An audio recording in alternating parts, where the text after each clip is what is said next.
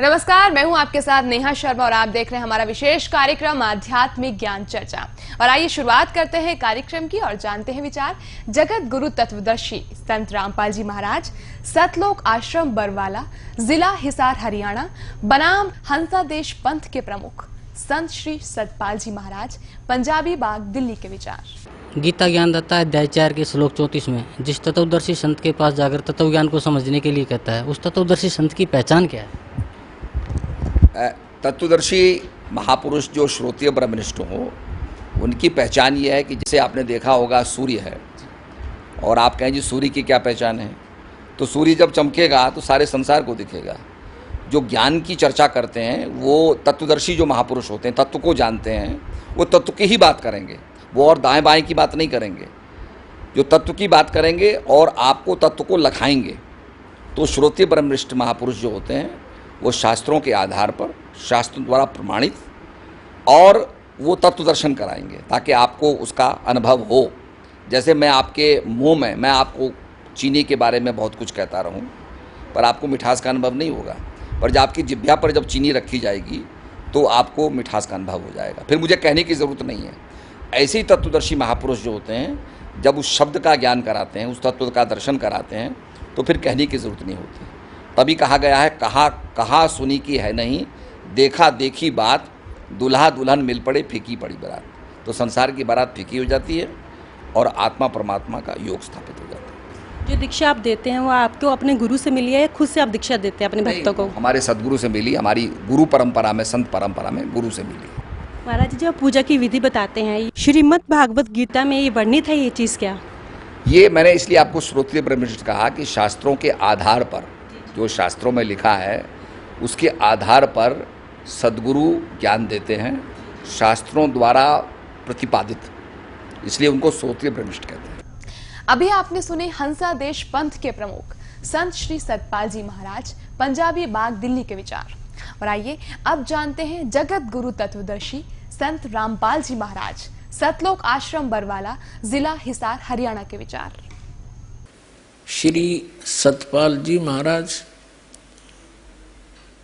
जी से प्रश्न किया गया कि तत्वदर्शी संत की क्या पहचान है। ये स्वीकार करते हैं कि तत्वदर्शी संत वो होगा जो सदग्रंथों के अनुसार ज्ञान देगा और भक्ति विधि बताएगा। अब सदग्रंथों में कौन सी विधि है और कौन सा ज्ञान है, जिसे श्री सतपाल जी और श्री हंस जी महाराज जो इनके पूज्य गुरुदेव जी थे, और श्री प्रेम रावत जी जो अमेरिका के अंदर अधिकतर रहते हैं, जो इनके छोटे भाई हैं, ये शास्त्र विधि त्याग कर मनमाना आचरण कर रहे हैं और शास्त्र विरुद्ध ज्ञान दे रहे हैं। श्री ये कौन सा मंत्र देते? हंस मंत्र देते। हंस मंत्र श्रीमद् भगवत गीता में कहीं पर वर्णित नहीं है, वेदों में कहीं पर वर्णित नहीं है कि ये इस नाम से जीव का मोक्ष होगा। और देखिएगा श्रीमद् भगवत गीता हमें कौन सा मंत्र जाप करने को कहते हैं और ये कौन सा जाप कराते रहे इनके पूज्य गुरुदेव जी, इन्हीं के पुस्तकों से देखिएगा। ये बिल्कुल सही है कि तत्वदर्शी संत जो होगा वो शास्त्रों के अनुकूल ही साधना बताएगा, क्योंकि हमारे सदग्रंथ एक भक्ति मार्ग का सिलेबस है, पाठ्यक्रम है। और गुरु कौन होते हैं? ये टीचर हैं, आध्यात्मिक गुरु हैं, आध्यात्मिक टीचर हैं, स्पिरिचुअल टीचर हैं। और टीचर का कर्तव्य होता है कि वो अपने स्टूडेंट्स को अकॉर्डिंग टू द सिलेबस पढ़ावे, तो सही है। इस दास ने इन सभी पंथों को खूब खंगाल कर देखा, खूब टटोला इनकी भक्ति और इनके ज्ञान को। आज तक दास ने जिनके भी इतिहास पढ़े हैं, इनकी अनुभव पढ़े हैं, किसी का भी ज्ञान और किसी की भी साधना सदग्रंथों के अनुकूल नहीं है। इससे सिद्ध है कि ये टीचर नहीं है, इनका मार्ग, इनका पंथ ठीक नहीं है। इन्होंने सदग्रंथों का आधार मानकर सदग्रंथों के विपरीत ज्ञान बताया है। तो अब पुण्यात्माओं से मुझ दास का निवेदन है कि आप जी सभी कुमार्ग पर जा रहे हो और आप जी को चाहिए कि आप इस दास के वचनों पर पुनर्विचार करें, मुझ दास के इस प्रयत्न को आलोचना ना समझे। ये एक महापरोपकार का कार्य है जो कभी किसी युग में ही ऐसा कोई संत आता है जो सच्ची कहता है। 600 वर्ष पहले परमेश्वर स्वयं आए थे कबीर जी काशी बनारस में। उन्होंने ये सच्चा ज्ञान हमारे हित में कहा था, लेकिन इन नकली गुरुओं ने, संतों ने, आचार्यों और शंकराचार्यों ने उस यथार्थ ज्ञान को हम तक आने नहीं दिया और परमेश्वर कबीर जी का बहुत विरोध करा दिया, उनको बहुत यातनाएं दी, परंतु वो परमात्मा थे। वो किसी भी उनके प्रयत्न से मारे नहीं गए, बहुत जुल्म किए उन्होंने। और परमात्मा कबीर जी कहा करते थे कि ये सभी संत और ये आचार्य और शंकराचार्य तुम्हें मिसगाइड किए हुए हैं, ये शास्त्रों को नहीं जानते। लेकिन ये बात उस समय हमारे गला उतरी नहीं, क्योंकि हमारे जो धर्मगुरु थे वो ये कह दिया करते थे कि कबीर जी शिक्षित नहीं है, ये तो धानक जाति में, जुलाहा जाति में प्रगट है।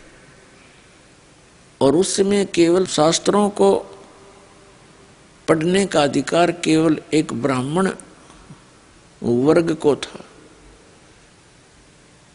और सभी सद्ग्रंथ संस्कृत भाषा में लिपिबद्ध थे। तो उस समय इन नकली गुरुओं की, आचार्यों और शंकराचार्यों और मंडलेश्वरों की यह दाल गल गई इस पॉइंट पर कि कबीर जी अशिक्षित हैं, ये सद्ग्रंथों को नहीं जानते, ये पढ़े ही नहीं है। तो हमने यही मान लिया कि सचमुच जो ज्ञान सद्ग्रंथों में है वो सत्य है और कबीर जी सद्ग्रंथ नहीं पढ़ सकते, इसलिए इनका ज्ञान शास्त्र अनुकूल नहीं हो सकता। तो ये हमारी बहुत भारी भूल थी। ज्ञान कोई अक्षर ज्ञान से नहीं होता, अक्षर ज्ञान तो एक भाषा विशेष का ही होता है और भाषा का कार्य है अपने विचारों को दूसरे तक पहुंचाना। वो किसी भी भाषा में हो, वो यथार्थ ज्ञान हो, चाहे वो संस्कृत भाषा में हो, चाहे वो इंग्लिश लैंग्वेज में हो, चाहे वो पंजाबी में हो या अपनी मातृभाषा या लोकल क्षेत्रीय भाषा में हो, ज्ञान श्रेष्ठ हो। तो परमेश्वर कबीर जी ने एक सिंपल लैंग्वेज में, एक साधारण भाषा में वही सद्ग्रंथों वाला यथार्थ ज्ञान बोला था जिसको जन साधारण आसानी से समझ सकता है। वो ज्ञान आदरणीय धर्मदास साहिब जी ने परम पूज्य कबीर परमेश्वर जी के द्वारा बोले गए ज्ञान को लिपिबद्ध किया था, जो आज हमारे पास कबीर सागर, कबीर साखियों, कबीर बीजक, कबीर दोहावली, कबीर शब्दावली आदि के नाम से कई ग्रंथ उपलब्ध हैं और उनके अंदर परमात्मा ने वही ज्ञान वर्णित किया है जो हमारे पवित्र वेदों में, पवित्र पुराणों में, पवित्र श्रीमद् भगवद गीता, बाइबल और कुरान में जो आज विद्यमान है। तो पुण्यात्माओं, एक तो इससे हमें यह सिद्ध हो गया कि कबीर जी अशिक्षित होते हुए सब सद्ग्रंथों का ज्ञान जानते थे और सद्ग्रंथों, वेदों और गीता में जो ज्ञान नहीं है उससे भी आगे का जानते थे। तो वो परमात्मा है। जैसे श्रीमद् भगवद गीता अध्याय नंबर 4 के श्लोक नंबर 34 में कहा है कि उस तत्व ज्ञान को तू तत्वदर्शी संतों के पास जाकर समझ, उनको दंडवत प्रणाम करने से और कपट छोड़कर उनसे प्रसन्न करने से वो तत्वदर्शी संत तुझे तत्व ज्ञान का उपदेश कराएंगे। वो तत्व ज्ञान कौन सा है? गीता अध्याय नंबर 4 के ही श्लोक नंबर 32 में स्पष्ट किया है कि सच्चिदानंद घन ब्रह्म की वाणी में, यहां इन्होंने अनुवाद गलत कर दिया। ब्रह्मणे शब्द का अर्थ इन्होंने वेद कर दिया, ब्रह्मणे मुखे का अर्थ अनुवादकर्ताओं ने गलत कर दिया, इन्होंने वेद की वाणी लिख दिया। वेद वाला ज्ञान तो गीता ज्ञानदाता बोल ही रहा है। उसने तो कहा कि इन वेदों से भी और गीता में मैं जो ज्ञान दे रहा हूं इससे भी हटकर है कोई ज्ञान, वो तत्व ज्ञान है। तो यहां इन्होंने ब्रह्मणे मुखे का अर्थ कर दिया, वेद की वाणी यहां करना चाहिए था सच्चिदानंद घन ब्रह्म की वाणी में, यानी परम अक्षर ब्रह्म की वाणी में उसने अपने मुख से बोली है। वो ब्रह्मणे मुखे यानी सच्चिदानंद घन ब्रह्म के मुख से उच्चरित वाणी में विस्तार के साथ धार्मिक युगों का ज्ञान यानी अनुष्ठानों की जानकारी दी गई है, और उसको जानने के बाद फिर प्राणी सभी कर्मों से छुटकारा पा जाता है।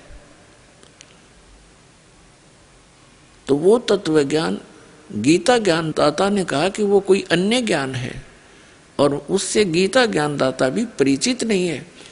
इसी प्रकार यजुर्वेद अध्याय नंबर 40 के श्लोक नंबर 10 से लेकर 13 में स्पष्ट किया है कि कोई तो परमात्मा को संभवात कहता, संभवात माने उत्पन्न होने वाला, जैसे श्री राम और श्री कृष्ण जी के रूप में, और कोई इसको असंभवात यानी वो उत्पन्न ही नहीं होता, वो निराकार है। तो उसमें लिखा है कि वो जन्म लेता है या नहीं लेता है, वो साकार है या निराकार है, इसकी जानकारी वो तत्वदर्शी संत बतावेंगे, उनसे सुनो। इससे सिद्ध हो गया कि वेद ज्ञानदाता भी उस तत्व ज्ञान से अपरिचित है। फिर विद्वान और अविद्वान की परिभाषा बताते हुए यजुर्वेद अध्याय नंबर 40 के और श्लोक नंबर 11 से लेकर 13 तक स्पष्ट किया है कि कोई तो जिसको अक्षर ज्ञान हो गया उसको विद्वान कह देते हैं, और जो अविद्या जिसके पास अक्षर ज्ञान नहीं है उसको अविद्वान कह देते हैं। विद्वान और अविद्वान की जानकारी भी वो तत्वदर्शी संत बताओगे, उनसे सुनो। तो पुण्यात्माओं, ये दास है वो तत्वदर्शी संत जो सर्व शास्त्रों के अनुकूल ज्ञान देता है और सर्व सदग्रंथों के अनुसार भक्ति की विधि बताता है। अब आप शिक्षित हैं, सदग्रंथ हमारे पास उपलब्ध हैं, और आपके ऊपर ऐसी मेहर की है भगवान ने कि आप अपने घर बैठे इन सदग्रंथों के दर्शन कर सकते हो। प्रोजेक्टर के माध्यम से यहाँ हम सत्संग में भी दिखाते हैं, और टीवी के माध्यम से, सीडी के माध्यम से, पुस्तकों के द्वारा उनके सब रेफरेंस फोटोकॉपियाँ लगा लगा कर आपके पास भेज रहे हैं। तो आप जी ने वो सदग्रंथ खरीदने की भी आवश्यकता ना पड़े, और फिर भी अविश्वास होता है तो अवश्य देखें और उनको मिलाएं, और फिर अपना वो पंथ, अपना वो मार्ग जिस दिशा में आप जा रहे हो अपने शास्त्र अनुकूल कर लो, इसमें बुद्धिमता है। अब जैसे कोई व्यक्ति सफर कर रहा है और वो कह रहा है कि मैं दिल्ली जा रहा हूँ, हिसार से चले हैं, हिसार से कोई दिल्ली जा रहा है हरियाणा से, और वो पहुंच रहा है सिरसा, सिरसा से आगे को जा रहा है, और उससे कोई पूछ रहा है आप कहाँ जा रहे हो, वो कहता मैं दिल्ली जा रहा हूँ।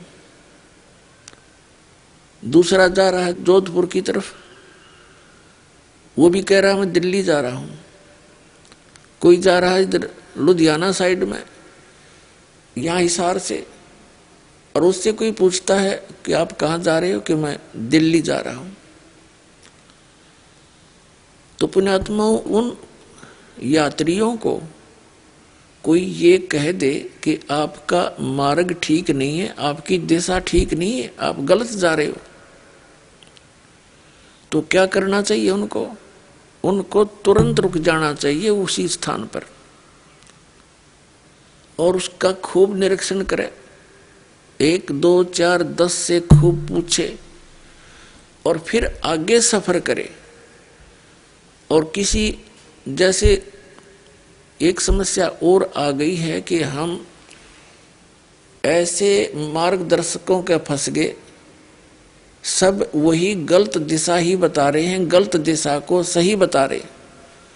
तो उसके लिए जैसे एक व्यक्ति कह रहा है कि मार्ग ठीक नहीं है और 10 कह रहे हैं कि नहीं ये सही जा रहा है, तो उस यात्री को ये विश्वास हो जाएगा उन 10 के झूठ पर, क्योंकि उनकी मात्रा अधिक है।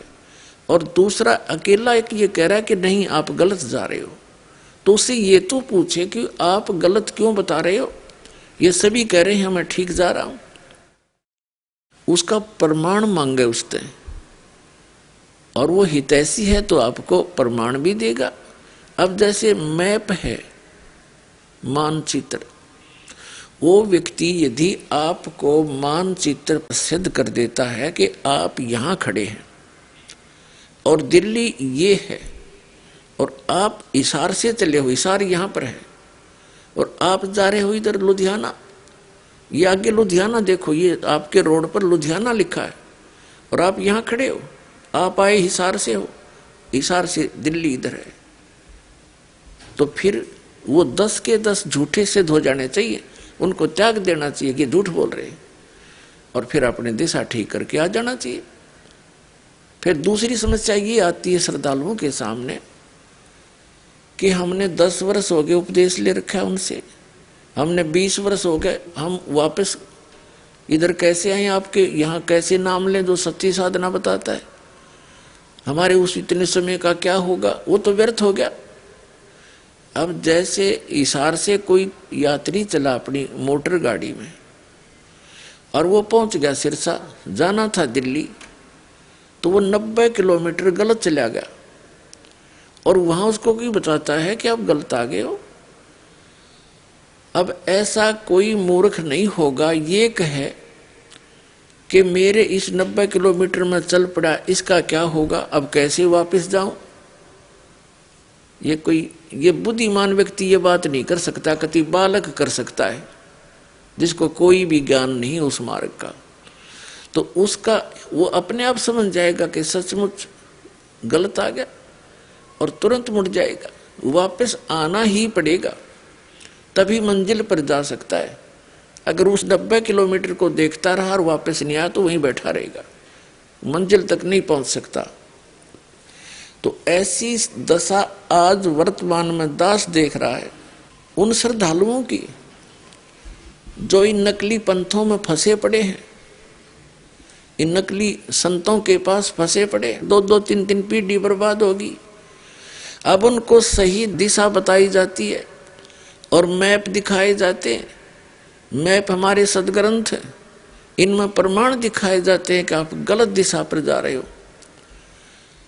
तो उनको विश्वास नहीं हो रहा और उनकी झूठों पर, निराधार बातों पर बिल्कुल विश्वास किए बैठे हैं, समर्पित हैं, क्योंकि वहां जितना भी उनका ग्रुप बन गया है, कोई भी इन पंथों का जो दास ने नाम लिया है, जैसे राधा स्वामी पंथ, जय गुरुदेव पंथ, ये निरंकारी पंथ, हंसादेश वालों का पंथ, ये बाल योगेश्वर जी और ये बाल भगवान के हैं श्री सतपाल जी, हंसराज जी इनके पिताजी थे, इनका पंथ, और निरंकारी पंथ, ब्रह्मा कुमारी पंथ, ये जितने भी संत हैं, इनके लाखों की संख्या में अनुयायी, करोड़ों की संख्या में, और वो आपस में ही डिस्कस करते हैं और अपने ही गुरु से पूछते हैं, वो तो पहले दिग्भ्रष्ट है और वो सभी आपका ग्रुप दिग्भ्रष्ट है,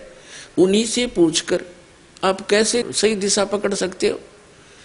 दास प्रत्येक को कह रहा है कि आपकी दिशा गलत है, आपका वे ऑफ वर्शिप, पूजा का मार्ग गलत है, और प्रमाण दिखा रहा है कि देखो मैप ये बता रहा है। तो कम से कम इन प्रमाणों को देखकर आप जी को चाहिए कि अपनी दिशा बदलें, और जो दास के पास वो उपलब्ध है सच्चा भक्ति मार्ग, और सच्ची साधना जो हमारे सदग्रंथों में प्रमाणित है उसको ग्रहण करो। अब इस दास के इस निर्णायक प्रयत्न को, एक परमार्थी प्रयत्न को आलोचना ना समझे, ये आपकी बहुत बड़ी भूल होगी। जैसे ये नकली नोट छापे जाते हैं, कोई निकम्मे टाइप के लोग दुनिया को ठगने के लिए नकली नोट बना देते हैं, छाप देते हैं 1000 का, 500 का, 100 का, जैसे भी, और सरकार उनको पकड़ती है। पकड़ के फिर कैसे निर्णय बताती है, दोनों असली और नकली, ओरिजिनल एंड डुप्लीकेट, दोनों को समाचार पत्रों के माध्यम से, टेलीविज़न यानी इलेक्ट्रॉनिक मीडिया के माध्यम से निर्णय करके बताते हैं कि डुप्लीकेट में ये डिफेक्ट है, ये त्रुटि है, ओरिजिनल ऐसा होता है। तो सरकार आलोचना नहीं कर रही थी, बहुत बड़ा परोपकार किया, ना लाखों लोग ठगे जाते, गरीब आदमी मारे जाते। तो ये दास बस इतना ही कर रहा है, अपने सदग्रंथ दिखाता हूँ कि ये ओरिजिनल है और ये अनुभव इन संतों का है, ये ज्ञान है, ये इनसे मेल नहीं खाता, ये डुप्लीकेट है, और ये संत भी डुप्लीकेट है, इनको त्याग दो, ओरिजिनल नोट ग्रहण करो। तो क्या ऐसा मूर्ख कोई होगा? सामने देखकर तुरंत तरफ जाना चाहिए, फिर भी उनका कोई जू नहीं रेंग रही है, तो उन्होंने भांग पी रखी है इस अज्ञान की। अज्ञान का नशा उनका इतना हो गया है कि उनको ये समझ में नहीं आ रहा कि मैं क्या कह रहा हूँ, ये दास कह रहा है, और फिर भी उनसे चिपके बैठे, उस गलत नोट को सीने से लगाए बैठे, उसको फेंक और तुरंत ओरिजिनल बढ़िया ग्रहण करे। आगे पीछे तो हुआ सो हुआ, आगे तो बच जाओगे। अब प्रसंग चल रहा है, ये एक हंसा देश नाम का पंथ है, और जिसके प्रवर्तक हैं श्री हंस जी महाराज, और उनके 2 पुत्र हैं। वो तो शरीर छोड़कर चले गए सन 1966 में। उनके 2 पुत्र हैं श्री सतपाल जी महाराज, जिसको ये बाल भगवान कहते हैं, उनके श्रद्धालु, और उनसे छोटे हैं जो वो श्री प्रेम रावत उर्फ बाल योगीश्वर कहलाते हैं, जो अमेरिका में रहते हैं, वहीं मैरिज कर रखी है। यहाँ वो नहीं आते हैं, बहुत कम आते हैं। पहले तो यहाँ से ही स्टार्ट किया था उन्होंने, फिर इन दोनों भाइयों का आपस में कोई मनमुटाव होने से वो यहाँ नहीं आ पाते हैं, बहुत कम आते हैं कभी कभी। तो कहने का भाव ये है दास का कि इन्होंने करोड़ों व्यक्तियों को अपने पीछे लगा रखा है, और इनको अध्यात्म मार्ग का कख भी ज्ञान नहीं, न इनको परमात्मा का पता कौन है। ये श्री विष्णु जी के पुजारी हैं, श्री कृष्ण जी के, और गीता जी को सत्य मानते हैं, और ये हंस नाम देते हैं, है बाहर और से अंदर, हम बाहर से अंदर, और कहते इसी को उल्टा कर लेते सो हम बन गया। फिर सो हम नाम भी जाप का देते हैं, सो बाहर हम अंदर।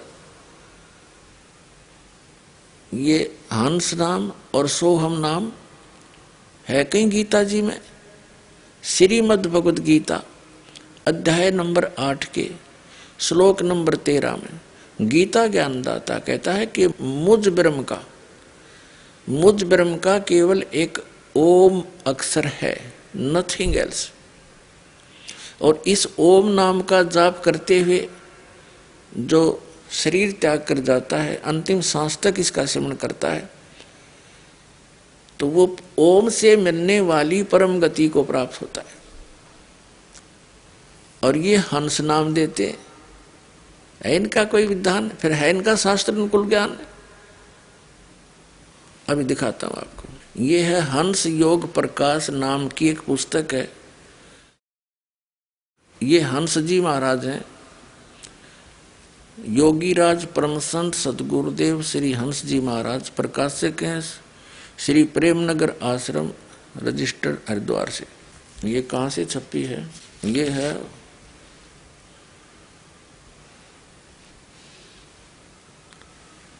प्रकाशक हैं श्री प्रेम नगर आश्रम, जवाहरलालपुर रोड, हरिद्वार से।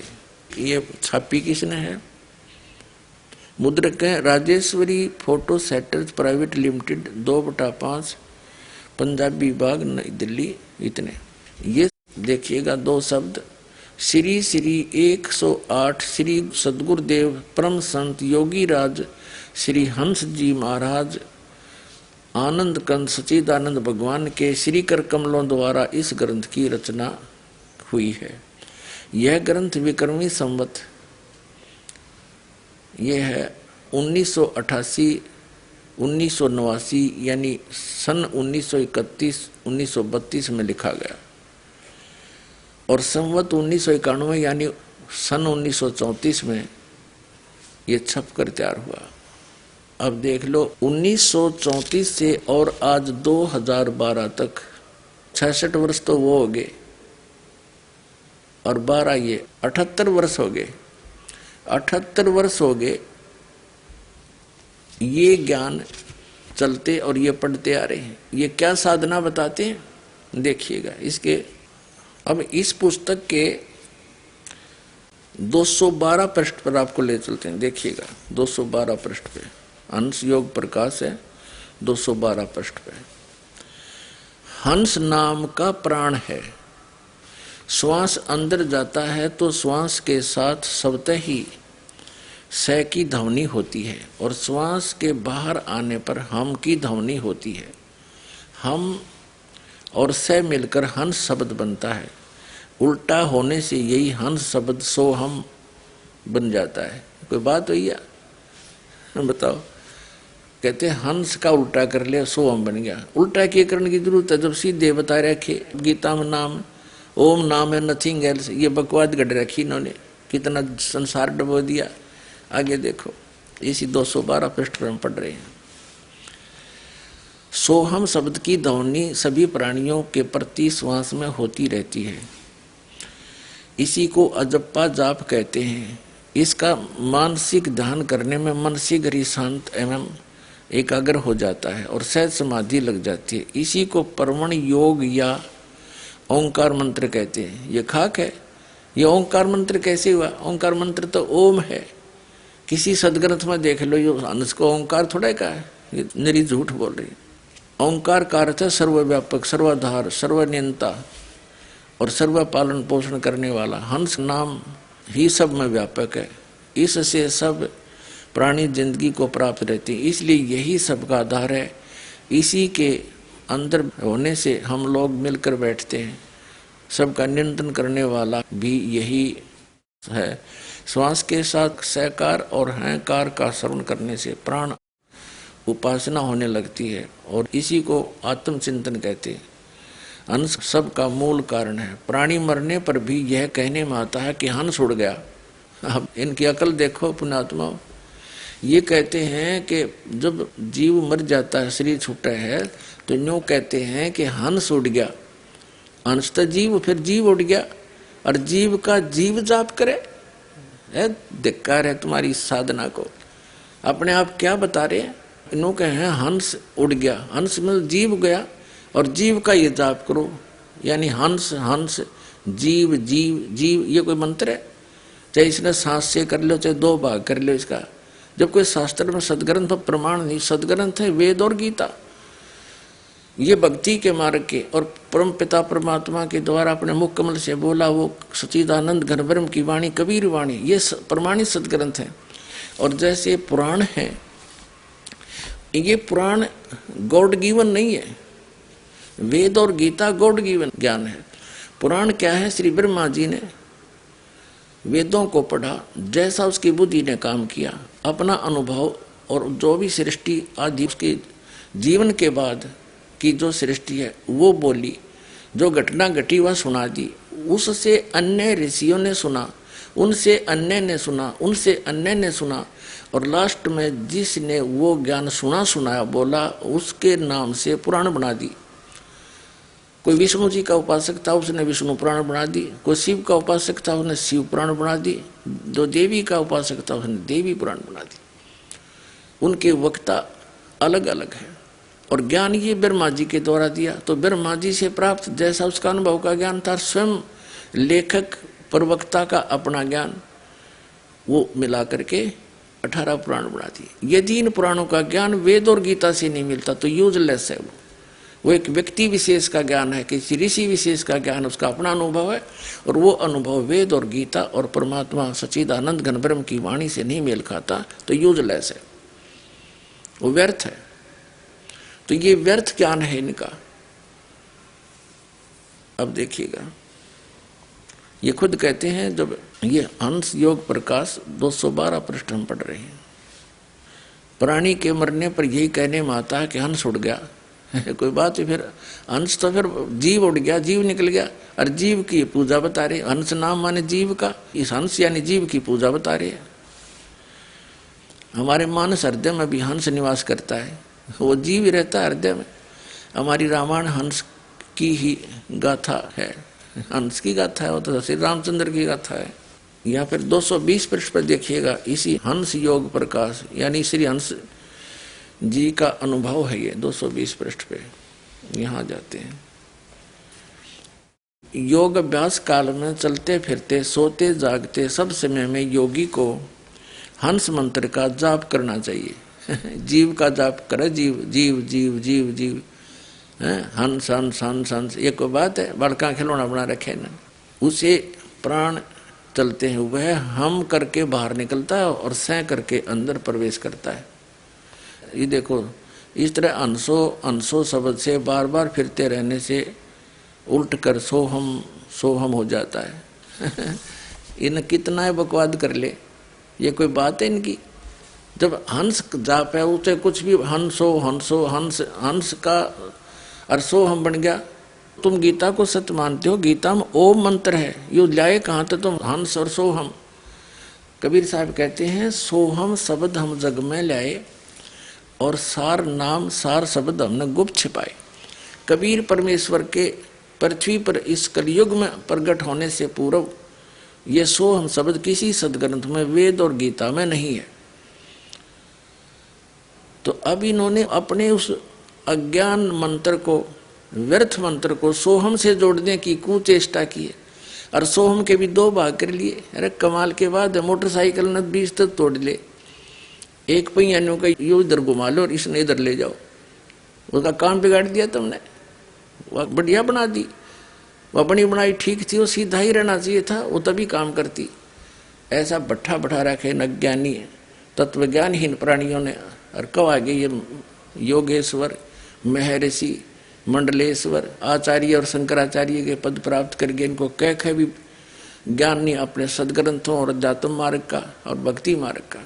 इसी हंस योग प्रकाश पुस्तक के प्रश्न नंबर 227 पर इन्होंने परमात्मा कबीर जी की वाणी को अपने अज्ञान को सिद्ध करने के लिए प्रमाण में ली है। और कह रहे हैं हंस का उल्टा सोहम बनकर सोहम जाप करो। कबीर साहब क्या कह रहे हैं कि अकेला सोहम जाप करने से जीवन व्यर्थ हो जाएगा। अकेला सोहम जाप करने का नहीं है, इसको सोम सोम जप मरे व्यर्था जन्म गंवाया। वो सोहम मंत्र किसी और मंत्र के साथ जुड़कर ये 2 अक्षर के मंत्र बन जाते हैं और वो सतनाम है, 2 अक्षर का मंत्र, उसके साथ सोहम जोड़कर वो जाप सही काम करता है, भगवान का बताया हुआ। और ये कबीर साहब की वाणी अपने समर्थन में ले रहे हैं और ये अंश को भी ओंकार ओम सिद्ध करने की चेष्टा करते हैं। और कबीर साहब कहते हैं ओंकार निश्चय भया, ये ओम नाम है ब्रह्म का। कहती है ब्रह्म भी है लेकिन ये करता नहीं है, ये कंप्लीट गॉड नहीं है। देखिएगा, ये हंस योग प्रकाश नाम महिमा 227 पृष्ठ पे यहां पर लिखा है आदि नाम पारस है, मन है मैला लो। ये कबीर साहब की वाणी है। परसती कंचन भया और छुट्टत बंधन मो। आदि नाम ये सार शब्द है, ये सार नाम है आदि नाम। आदि नाम निज मूल है और मंत्र सब डार, कहे कबीर निज नाम बिन बोड मुआ संसार। अब आदि नाम कौन सा है? जैसे सनातन, आदि माने सनातन मंत्र, सार नाम, सार शब्द गीता जी अध्याय नंबर 17 के श्लोक नंबर 23 में उस आदि नाम का संकेत है। ओम तत्सत इति निर्देश है ब्रह्मण तिर्विदय समर्थ है। ब्राह्मणा तेन वेदा च यज्ञा च विहिता पुरा। ओम तय ब्रह्म का है, जो गीता जी अध्याय नंबर 8 के श्लोक नंबर 13 में कहता है कि ओम इति एकाक्षरम ब्रह्म व्यवहारण माम अनुसमरण यह प्रयाति तजन देहम स याति परमाम गतिम।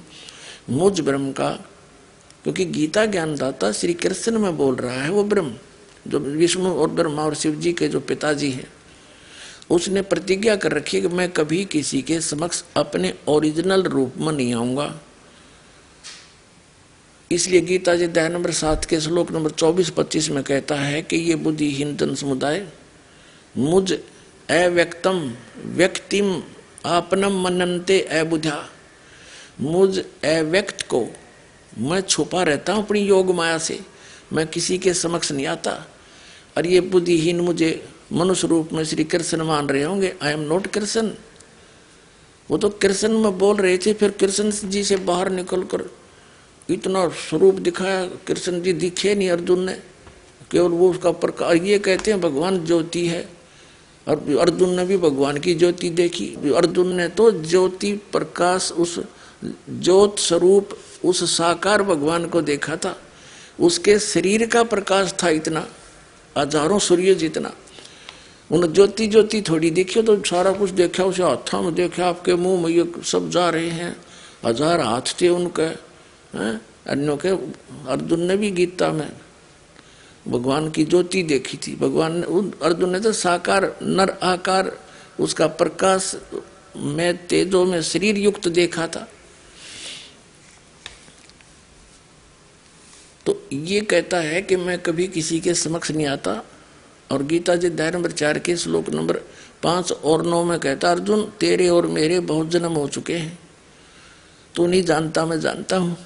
मेरे जन्म और कर्म अलौकिक है। इसके कर्म अलौकिक कैसे हैं कि किसी के सामने नहीं आता। श्री कृष्ण में प्रवेश करके गीता का ज्ञान बोल दिया और यो महाभारत अनर्थ करवा दिया। श्री कृष्ण जी नहीं चाहते थे युद्ध, वो इतने नेक व्यक्ति थे, सतोगुणी युक्त थे। सतोगुण युक्त थे, उन्होंने तो यहाँ तक कह दिया था कि मैं हथियार नहीं उठाऊंगा, एक तरफ मेरी सेना होगी, एक तरफ मैं होऊंगा, और मैं हथियार भी नहीं उठाऊंगा, ऐसा जुल्म मैं नहीं करूंगा। बेमतलब लड़ रही हो तुम। 2-3 बार शांति दूत बनकर गए उनको समझाने के लिए। आइए अब हम उन श्रद्धालुओं के अनुभव जानते हैं जो जगत गुरु तत्वदर्शी संत रामपाल जी महाराज जी से दीक्षा प्राप्त कर चुके हैं तथा उनके द्वारा बताए गए भक्ति मार्ग पर चल रहे हैं। नमस्कार सर। सत साहिब। क्या शुभ नाम है जी आपका? मेरा नाम सुधीर दास। सुधीर दास जी, कहाँ से आए हैं आप? मैं ग्राम झिंदुआ, तहसील बर्थना, जिला इटावा, उत्तर प्रदेश का रहने वाला हूँ। सर, परम संत सतगुरु रामपाल जी महाराज की शरण में आने से पहले आप कौन सी भक्ति करते थे? परम संत रामपाल जी महाराज की शरण में आने से पहले मैं श्रीमद् भागवत कथा किया करता था, और उस कथा को करके हम अपने आप को बहुत बड़ा विद्वान समझते थे और बहुत ही ये सोचा करते थे कि मैं जो कर रहा हूँ, हरि की भक्ति भी हो रही है और पेट का धंधा भी हो रहा है। लेकिन संत रामपाल जी महाराज की शरण में आने के बाद ये पता चला था कि मैं तो बहुत ही पाप इकट्ठा कर रहा हूँ। सर, आप कथावाचक थे, श्रीमद् भागवत कथा आप करते थे, भगवत गीता जी की कथा आप करते थे और अपने आप को एक बहुत बड़ा विद्वान समझते थे, और इससे आपकी रोजी रोटी भी चलती थी और आप समझते थे कि ये भगवान की भक्ति भी साथ साथ हो रही है। तो फिर सर आप परम संत सतगुरु रामपाल जी महाराज की शरण में कैसे आए? संत रामपाल जी की शरण में आने से पहले मैं कथा भागवत जो करता था, तो ये एक बड़ी लंबी कहानी है, बड़ी रोचक कथा। मैं कथा भागवत करने के उद्देश्य से बम्बई में गया हुआ था। तो ट्रेन में मैं चल रहा था, वहाँ पर मुझे ये पुस्तक भक्ति सौदागर को संदेश मिली। हमारी 2 बहनें थीं जो उस ट्रेन में जो पुस्तक बांट रही थीं।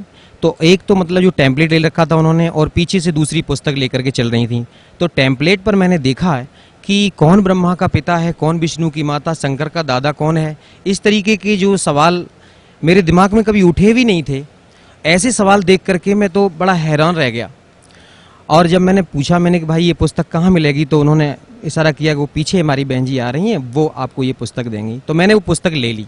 पुस्तक को जैसे ही संयोग से मैंने खोला तो उस पर ये संसार रूपी उल्टा वृक्ष का चित्र जो छपा हुआ था, उस चित्र को देख करके मैंने देखा उस पर जड़ पर पूर्ण ब्रह्म परमेश्वर कबीर साहब की तस्वीर लगी हुई थी। तो मैं चूंकि अपने आप को बहुत बड़ा विद्वान मानता था और मैंने उसको देख करके मैंने हंसना शुरू किया। मैंने कहा ये देखो, कबीर को परमेश्वर बता दिया पूर्ण ब्रह्म, और ये ब्रह्मा विष्णु महेश को तो डालियां बता रखा इसमें। तो वो हमारी बहन जो पुस्तक लेकर के चल रही थी, तो उन्होंने कहा कि आप क्या जानते हो कबीर साहब के बारे में। मैंने कि मैं सब कुछ जानता हूँ, ये तो एक जुलाहा थे और लहर तारा तालाब के किनारे नीरू और नीमा को पड़े हुए मिली थे, ये तो किसी विधवा ब्राह्मणी के पैदा हुए थे। तो वो कहने लगी कि आप मूर्ख हो। मैं उस समय, जैसे आज ये पैंट शर्ट पहन रखे हैं मैंने, उस समय तो मैं कुर्ता और धोती में रहता था, क्योंकि मैं अपने आप को बहुत बड़ा वक्ता मानता था। मैंने कहा कि मैं तो सब कुछ जानता हूँ, आप ऐसे कहते हो, मैं तो कथावाचक हूँ। वो हमारी बहन बोले कि आप कुछ नहीं जानते हो, आप मूर्ख हो। इस शब्द को सुन करके मैंने अपने आप को वहाँ उस भरी ट्रेन में बड़ा अपमानित महसूस किया। मैंने सोचा, मैंने चलो ज़्यादा बात को नहीं बढ़ाऊंगा। मैंने कहा बहन जी आपकी पुस्तक कितने की है? कि बोले 10 रुपये की। मैंने वो पुस्तक ले ली और पुस्तक को पढ़ना शुरू किया। तो जहाँ मैं जा रहा था, थोड़ी ही पुस्तक पढ़ पाई, तब तक मैं वहाँ पहुँच गया और उस घर में जहाँ मेरा प्रोग्राम था वहाँ पहुँच गया मैं। फिर उसको मैंने स्टेप बाय स्टेप जब पढ़ना शुरू किया तो कभी तो मन में आता, बोले कितना घटिया लिखा है इसमें, तो गलत लिखा है, ऐसा नहीं है, वैसा नहीं है। बड़े दिमाग में उल्टे सीधे प्रश्न आ रहे थे। लेकिन फिर जैसे जैसे पढ़ते गए तो बर्दाश्त जब नहीं हुआ, एक जगह जाकर के मुझे रुक जाना पड़ा। उसमें लिखा था कि द्रौपदी का चीर कृष्ण ने नहीं बढ़ाया था, वो पूर्ण ब्रह्म परमेश्वर कबीर साहब ने बढ़ाया था। तो चूंकि मैंने तो यही पढ़ रखा था जो शास्त्रों में लिखा था कि कृष्ण भगवान ने चीर बढ़ाया है, तो मैं इस चीज़ को देख करके बड़ा हैरान हो गया और मैंने सतलोक आश्रम बरवाला के लिए उस पुस्तक पर लिखे हुए फ़ोन नंबर तुरंत डायल कर दिए। और यहाँ पर जो हमारे कोई भगत जी ने फ़ोन उठाए, उन्होंने कहा, मैंने उनसे पूछा, मैंने कि आपके यहाँ से ये पुस्तक छपी हुई है भक्ति सौदागर को संदेश? बोले हाँ जी छपी हुई है। तो आपने उसमें पृष्ठ संख्या इतने पर ये कैसे लिख दिया है कि ये कृष्ण ने चीर नहीं बढ़ाया? तो वो कहने लगे कि भगत जी बिल्कुल सही है, आप पहले पूरी पुस्तक पढ़ो, ज्ञान समझो, और जो भी शंकाएं हों आप यहाँ आ जाइए और मैं आपकी सारी शंकाएं समाधान कर दूंगा। मैंने कहा आप कुछ नहीं है, इस तरीके से तो आपने गलत बोल रखा है, ऐसा नहीं है, कहीं कोई प्रमाण नहीं है। बोले कि सब कुछ प्रमाण सहित मिल जाएगा, आप यहाँ आओ। तो मैंने फिर उस पुस्तक को फिर पढ़ना शुरू किया, क्योंकि मैं एकादशी व्रत भी रहता था। और जैसे इस गीता प्रेस गोरखपुर से प्रकाशित एक पुस्तक चलती है वहाँ से जो एकादशी मातम के नाम से, तो वो पुस्तक मैंने पढ़ी। उस पुस्तक में मैंने ये पढ़ रखा था कि एकादशी का व्रत एक तरफ और दुनिया के सारे व्रत एक तरफ, यानी कि सबसे बड़ा व्रत होता है। और राजा अम्बरीश की कथा सुनाया करता था जब मैं मंच पर बैठ करके, तो उसमें जो दुर्वासा ऋषि जैसे ऋषि के छक्के छुड़ा दिए थे उन्होंने, तो वो भी एकादशी का व्रत ही रखते थे, ऐसा उसमें लिखा हुआ था। तो मैं ये मानता था कि ये व्रत सबसे सर्वश्रेष्ठ है। लेकिन जब ये पुस्तक पढ़ी भक्ति सौदागर को संदेश, उसमें ये पता चला कि ये व्रत रखना तो ये मना किया हुआ गीता में, फिर तो ये शास्त्र विधि को ताक करके मनमाना आचरण हो गया। अब मेरी समझ में ये आने लगा कि वास्तव में सच्चाई तो कुछ है, लेकिन चूंकि मैं अपने आप को बहुत बड़ा विद्वान मानता था, इसलिए सेट नहीं कर पा रहा था अपने आप को। अब मैं बहुत दुखी हो गया, इतना दुखी उस संयोग से, उस समय एकादशी ही थी। उस दिन मैंने व्रत कर रखा था और अपनी जो भी दैनिक पूजा पाठ कर रखी थी जो थी वो करने के बाद में भोजन भी नहीं किया था, जल भी ग्रहण नहीं किया था। अब मैं बड़ा हैरान था, इतना दुखी मैं अपने आप को ये सर्टिफाई नहीं कर पा रहा था कि ये जो पुस्तक में लिखा हुआ है ये सत्य है या जो मैंने अभी तक पढ़ा वो सत्य है। ऐसी उधेड़ बुन में पूरा समय निकल गया, रात हो गई, अब मुझे नींद नहीं आ रही थी। मैं इतना दुखी, जैसे किसी को पुत्र शोक हो जाता है, उससे भी बढ़कर के मुझे इतना दुख था कि वास्तव सच्चाई क्या है। ये ऐसे ही मतलब सोचते पता नहीं मेरी कब आंख लग गई और उसी समय सपने में हमारे परम पूजनीय सदगुरुदेव जी के रूप में परमात्मा स्वयं आकर के हमसे कहने लगे, बोले बेटा ये जो आज तुझे ये मार्ग प्राप्त हो रहा है ये है सच्चा मार्ग, वो अभी तक जिस मार्ग पर तू चल रहा था ये झूठा है बिल्कुल। इसको देखने के बाद में मैंने एकदम से मेरी आंख खुल गई, देखा उस समय सुबह के 4 साढ़े 4 बजे का समय था। मैं चूंकि जानता था कि ये ब्रह्म मुहूर्त का समय है और मैंने निश्चय किया कि ये जो मार्ग अब प्राप्त हो रहा है, ये जो पता चला है ये सच्चा मार्ग है। तो मैंने एकदम से अपने आप को सेट किया, मैंने कि अब चाहे कुछ भी हो जाए मैं अब सतलोक आश्रम बरवाला जाऊँगा। अब जैसे ही मेरा वहाँ से कार्यक्रम समाप्त हुआ, मैं जब वापस आया यहाँ अपने इटावा में, मेरे पिताजी चूँकि शंकर जी की साधना किया करते थे, मैंने उनको बताया, मैंने कि पिताजी आप ये साधना करते हो ये गलत साधना है और मैंने हजारों बार गीता पढ़ डाली थी। जब गीता अध्याय 7 श्लोक नंबर 12 से लेकर के 15 तक पढ़ता था, उसमें लिखा हुआ है कि जो ब्रह्मा विष्णु महेश की साधना करने वालों को राक्षस स्वभाव के धारण किए हुए मनुष्यों में नीच कहा गया है। और लास्ट में लिखा हुआ कि मेरी भी साधना नहीं करते। तो यहाँ पर मेरी बुद्धि चकराया करती थी कि ऐसा क्यों लिखा है, सारा समाज तो कृष्ण भगवान की पूजा करता है और कृष्ण भगवान ही गीता का ज्ञान दे रहे हैं, और यहाँ पर लिखा हुआ कि मेरी साधना नहीं करते। और फिर जब गीता अध्याय 4 के श्लोक नंबर 34 में जब पहुंचता, उसमें लिखा हुआ कि उस ज्ञान को तू किसी तत्वदर्शी संत के पास जाकर के समझ। तो यहाँ मैं सोचा करता था कि वो तत्वदर्शी संत कौन होगा, कैसा होगा। मैं सत्य बता रहा हूँ भगत जी कि जब मैं कहीं मंच पर बैठ करके कथा कर रहा होता और मेरे सामने से कोई कथा सुनने के वाला कोई भी संत या महात्मा आया करता, तो मैं ये देखा करता था, मेरे दिमाग में एकदम से आती कि कहीं ये वो तत्वदर्शी संत तो नहीं है जो गीता जी का ज्ञान दे रहे हैं। ऐसे मतलब जो बताया कि उस ज्ञान को जाकर के, परमात्मा ज्ञान को उनसे जाकर के समझो। लेकिन पढ़ते रहते थे, समझ में कुछ नहीं आता था। कृष्ण भगवान को अपना इष्ट मानते थे। कई बार मैं कृष्ण भगवान के सामने बैठ करके रोया करता था कि हे परमात्मा, आप तो कुछ भी करते हो, कुछ भी कर सकते हो, आप तो सुख के दाता हो, लेकिन मुझे सुख नहीं मिला था। मेरे पिताजी जो शंकर जी की साधना करते थे, सारा जीवन उन्होंने बगैर नहाए धोए कभी जल भी ग्रहण नहीं करते थे, इतना मतलब भक्ति करते थे शंकर भगवान की।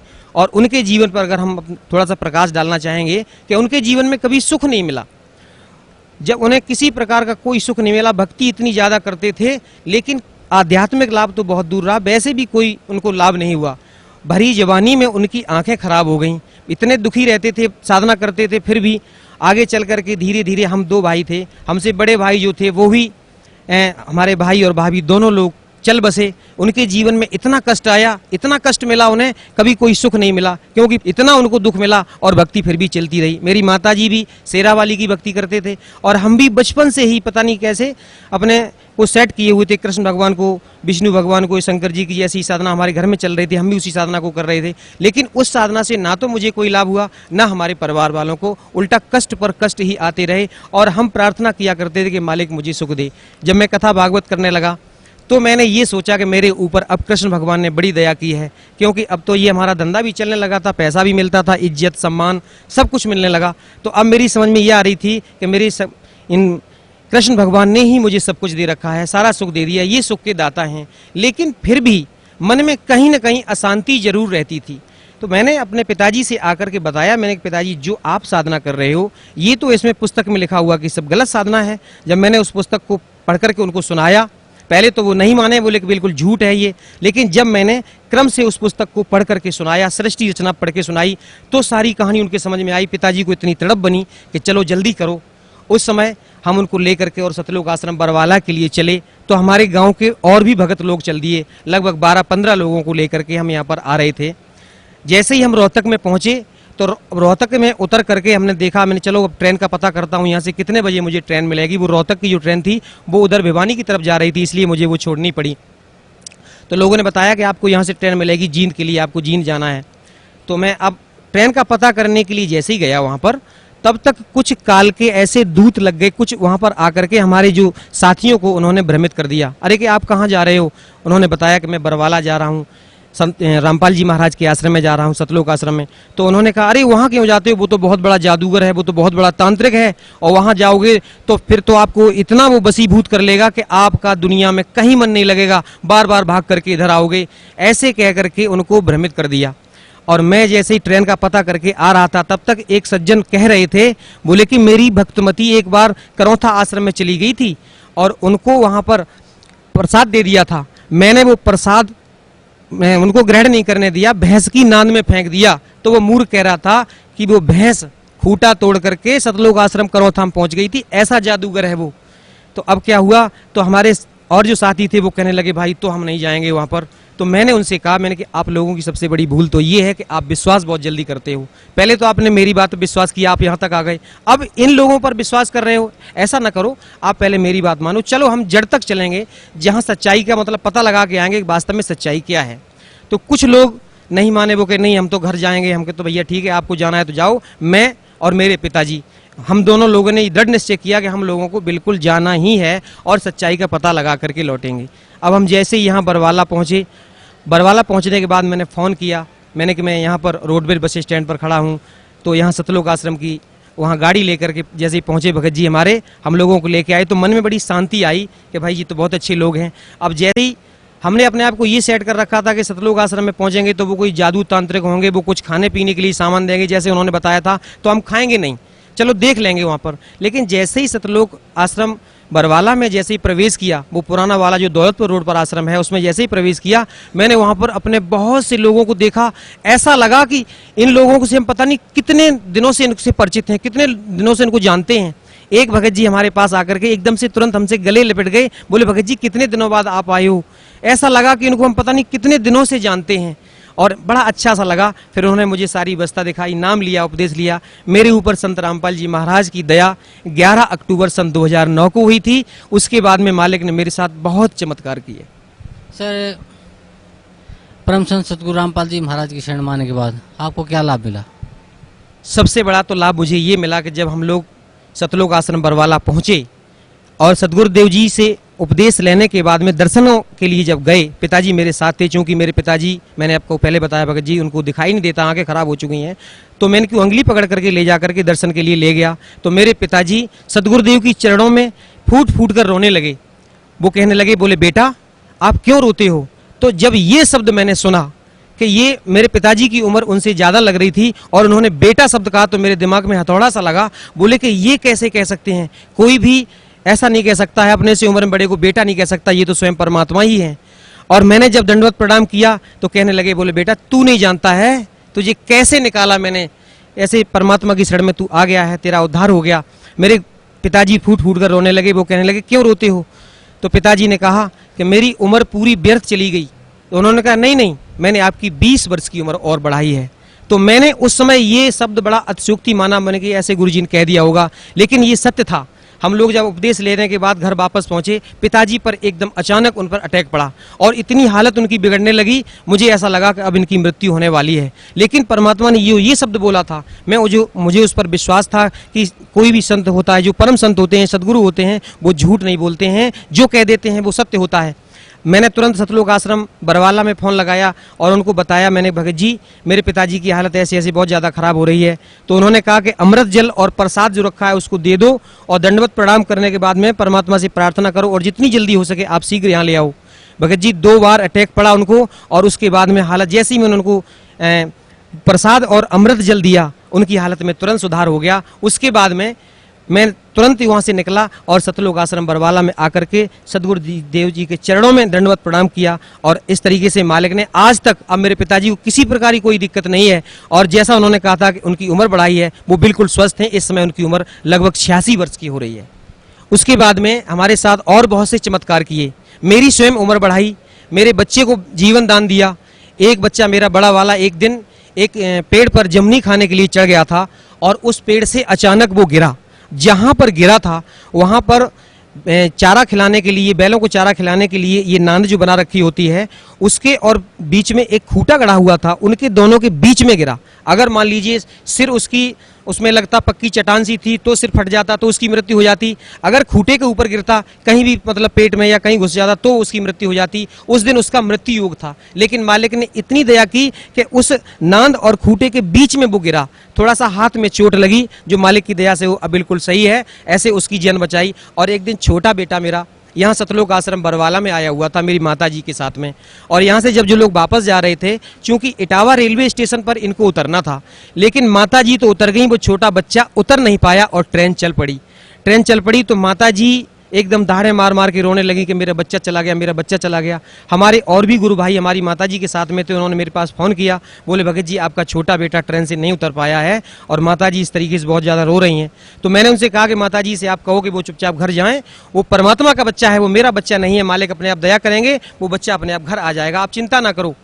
चूंकि मैं घर पे था तो ये फ़ोन पर वार्ता हो रही थी, हमारे पड़ोसी और लोग सुन रहे थे, तो वो उनको पता चला वो क्या हो गया है। तो मैंने कहा मैंने ऐसे ऐसे छोटा बेटा जो है वो ट्रेन में बैठा चला गया, वो उतर नहीं पाया है। तो वो लोग हंसी उड़ाने लगे, खिल्ली करने लगे कि आप तो कहते हो आपके परमात्मा है संत रामपाल जी महाराज, तो अब देखो आप परमात्मा होंगे। तो मैंने कहा आप चिंता ना करो, आप ऐसा मत बोलो, आप नहीं जानते हो, वो परमात्मा ही हैं और अभी बच्चा देखना थोड़ी देर बाद अपने आप वापस आ जाएगा। और मैं इस विश्वास के साथ, मैं तो बिल्कुल दृढ़ हो गया था, मैंने कि कुछ नहीं होगा, वो अपने आप परमात्मा दया करेंगे, और मैं चाह करके भी कुछ नहीं कर सकता था। लेकिन कुछ लोग कहने लगे अरे आप जाकर के आगे देखो, अगली स्टेशन पर शायद उतर जाए। मैंने कि मुझे कोई टेंशन नहीं है। लेकिन फिर भी जब ज़्यादा लोगों ने कहा, हमारी भक्तमती बड़ी दुखी होने लगी, मैंने कहा आप चिंता ना करो, आज मालिक की दया से पूरा परिवार हम लोग परमात्मा की शरण में है। तो उन्होंने कहा कि आप जाओ, दुखी होने लगी। मैंने कहा आप चिंता ना करो, चलो मैं जाता हूँ। तो मैंने जैसे ही घर से और निकला था तो मैं क्या देख रहा हूँ कि उधर से वो बच्चा मेरा अपने आप चला आ रहा है रोड पर। अब मैं उसके पास पहुंचा, मैंने पूछा मैंने माताजी को कहाँ छोड़ दिया। वो कहने लगे माताजी इटावा में उतर गई थी, मैं उतर नहीं पाया। मैंने कि आप कहाँ उतरे हो? तो अगला स्टेशन जो था वो वहाँ उतर गया। जैसे मान लीजिए छोटा सा बालक था और उससे कोई कह रहा, बोले बेटा यहाँ उतर जाओ। उसका जो बैग था उसमें दीक्षा फार्म था यहाँ सतलोक आश्रम बरवाला का, वो चला गया, सारे कपड़े चले गए और वो बच्चा उतर के आ गया। तो मैंने बेटा तुम यहाँ कैसे पहुँचे? तो वो कहने लगा कि कोई अंकल जी आए थे और मुझे साइकिल पर बिठा करके इधर से लेकर के इधर आए। तो मैंने कि वो चले किधर गए? बोले वापस चले गए। मैं समझ गया कि ये परमात्मा का ही काम है, ये कोई जीव की ताकत नहीं, ऐसा नहीं कर सकता है। और मेरे साथ में मेरी स्वयं उम्र बढ़ाई मालिक ने। मैं एक बार भिंड जिले से लौट करके अपने इटावा आ रहा था, मारुति वैन में आगे बैठा हुआ था। 60-65 की स्पीड में मारुति वैन, ड्राइवर ने उसको बहुत कंट्रोल किया, लेकिन पता नहीं उसकी स्टीयरिंग फेल हो गई, क्या हो गया, वो सीधी जाकर के एक दीवार में घुस गई। तो आगे का जो डैशबोर्ड था, मैं आगे ही बैठा हुआ था क्योंकि ड्राइवर के साथ में, तो ड्राइवर की जो साइड थी उसने अपनी साइड तो बचा ली, लेकिन जिस साइड में बैठा हुआ था वो एकदम से ऐसी गाड़ी पिस गई, मैं उसमें फंस गया। तो मैंने अपने आप को ऐसा महसूस किया कि मेरी दोनों टांगें कट चुकी हैं और नीचे से, यहाँ से लेकर के नीचे का धड़ जो है वो मेरा समाप्त हो गया है और अब तेरी मृत्यु निश्चित है। उसी समय जैसे मान लो मेरे से कोई कह रहा है कि बेटा सतनाम का जाप कर, मैंने सतनाम का जैसे ही जाप किया, अभी 2 मिनट ही हुए थे, एकदम से शरीर में चेतना हुई। जैसे मान ली मैंने अपने आप को महसूस किया हो कि कोई मुझे नीचे से एकदम से आशीर्वाद दे करके, बिल्कुल वो परमात्मा की दया थी कि मेरा शरीर बिल्कुल सही है। मैंने अपने आप को सही महसूस किया कि टांगें भी सुरक्षित हैं और भी किसी प्रकार की कोई दिक्कत नहीं है। अब क्या हुआ, मुझे चूंकि मैं फंस गया था, पीछे खींच करके निकाला गया और हमारी चोट भी यहाँ पर लगी हुई थी, बहुत ज़्यादा ब्लड निकल रहा था। उस दिन मेरा मृत्यु योग था, लेकिन मालिक ने मेरे ऊपर दया की, मुझे जीवन दान दिया। मुझे अनायास ही वो शब्द याद आ गए जो मैंने कभी बचपन में किसी तांत्रिक से पूछा था। एक बार मैंने एक तांत्रिक से, वो हाथ देखने वाला आ गया था, उससे मैंने अपने जीवन, चूंकि दिखाया करते थे पहले, ऐसे धारणा बनी रहती थी, तो उसने मुझे बताया था, बोले बेटा आपकी 35 वर्ष की आयु में मृत्यु हो जाएगी। तो मैंने ये झूठ माना था और उसने ये भी कह दिया था कि आपके भाई की भी मृत्यु 35 वर्ष में हुई है और आपकी भी मृत्यु 35 वर्ष में होगी। उस दिन मैंने, जब वो दिन तुरंत मुझे याद आ गया, उस दिन दास ये पूरा 35 वर्ष का हो चुका था। तो मैंने समझ लिया कि ये मालिक ने दया की, आज मेरा मृत्यु योग था। इस तरीके से मुझे मालिक ने मुझे भी जीवन दान दिया, मेरे ऊपर बड़ी दया की। सर, परम संत सतगुरु रामपाल जी महाराज से नाम उपदेश लेने के बाद आपको बहुत से लाभ मिले, आपको जीवन दान भी मिला, आपके बच्चों को जीवन दान मिला, आपके पिताजी को भी जीवन दान मिला। तो सर, भक्त समाज को आप क्या संदेश देना चाहते हैं? सबसे पहले तो मैं साधना चैनल वालों का बहुत धन्यवाद करना चाहूँगा कि उन्होंने सच्चाई हम लोगों तक पहुँचाई। हम लोगों को पता ही नहीं था कि वास्तव में सच्चाई क्या होती है, और साधना चैनल वालों का मैं बहुत ही आभारी हूं।